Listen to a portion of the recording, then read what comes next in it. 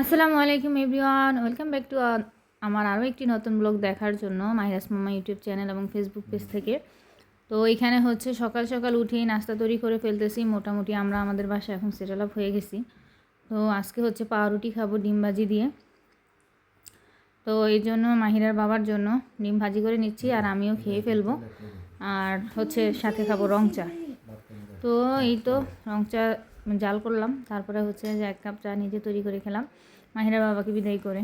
তারপরে হচ্ছে যে চুলায় এখন রান্না বসাবো। আসলে আমার ফ্রিজে কোনো কিছুই নেই, যেহেতু নতুন বাসায় আসছি।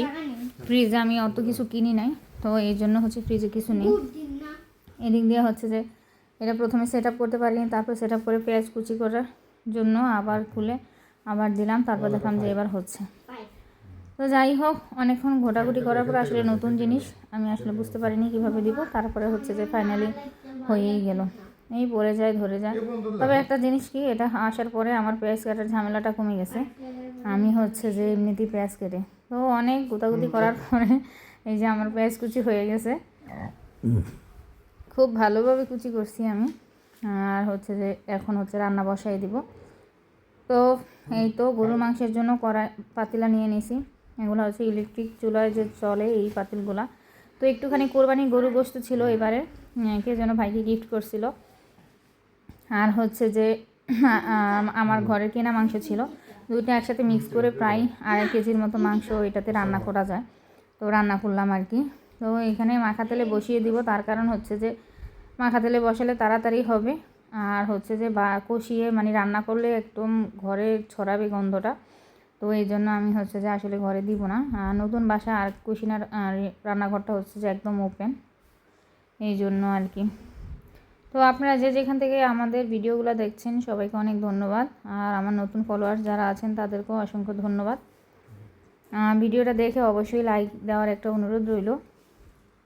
তো এখানে হলুদের গুঁড়া দিয়ে দিছি, একটুখানি মরিচের গুঁড়া দিব। আসলে আমি বাংলাদেশ থেকে মরিচের গুঁড়া নিয়ে আসছিলাম, তো আমার মরিচের গুঁড়াটা একটু কেমন যেন হয়ে উঠছে।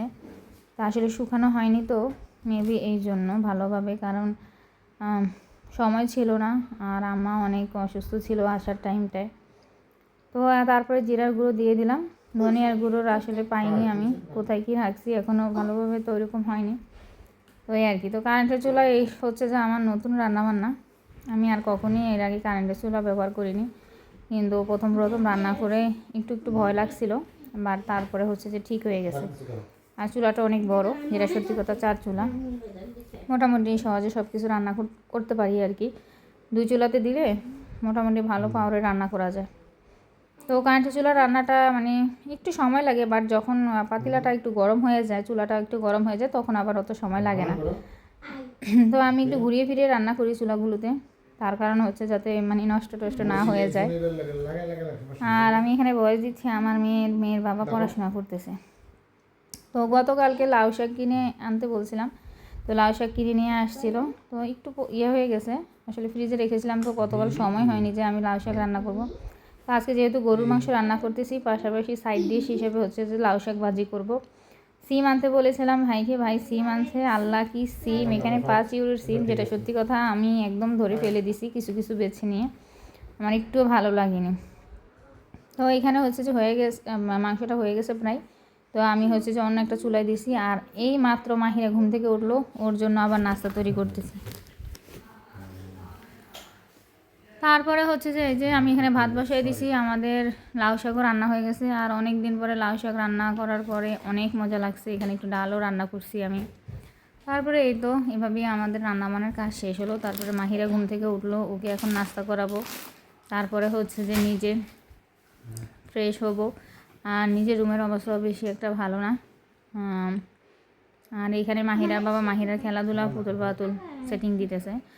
তো যাই হোক, তাড়াতাড়ি রান্না শেষ করে আমরা একটু বিকালবেলা বের হয়েছি। মাহিরার বাবার যেহেতু এখন 1 সপ্তাহ বিকেলের টাইমে কাজটা অফ থাকবে, তো দেখেন সিগন্যাল পড়লো আর এখানে সবাই থেমে গেল। এখানে হচ্ছে যে সিগন্যাল না, আমাদের হাঁটার সিগন্যাল মানে গ্রিন সিগন্যাল না আসা পর্যন্ত কিন্তু এখানেই সবাই ওয়েট করতেছে। তো ফাইনালি এই সিগন্যালটা অনেক বড় সময় ধরে হয় আর কি। তো আমরা হচ্ছে যে আজকে একটু মার্কেটে যাব একটা ওয়ারড্রপ কেনার জন্য। আর ওয়ারড্রপ কিনতে গিয়ে দেখি যে এখানে একটা খাজুর গাছ। তো তো ওই খেজুর গাছে আসলে কিন্তু এটা খেজুর, বাট এটার ভিতরের যে দানাটা অনেক বড়।